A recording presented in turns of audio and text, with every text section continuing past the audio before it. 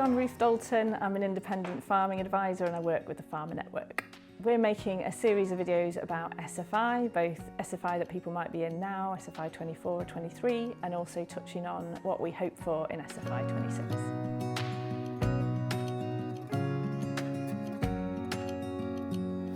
So another action that can be really useful on a lot of farms, especially in South Lakes and across into Yorkshire Dales, is the managed scrub action.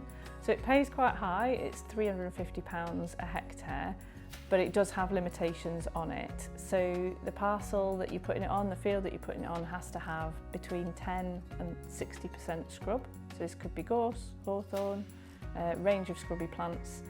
And crucially, you can only graze it with cattle or with ponies.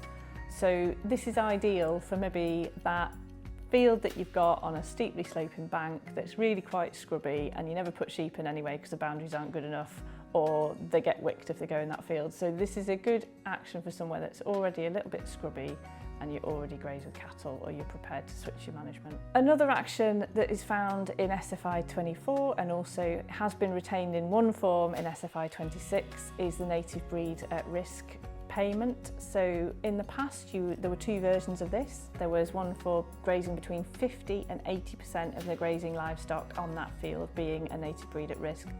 But the only one that they've kept is the second one, which is the over 80% of the grazing livestock have to be a native breed at risk.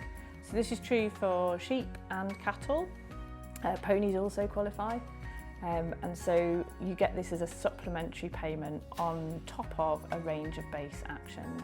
So the one they've retained pays you £146 on top of, say, your low input grassland or your species rich grassland payment. So there's a list on the DEFRA website of the breeds that qualify for this native breed at risk payment, and it's important to remember that they do have to be pedigree registered.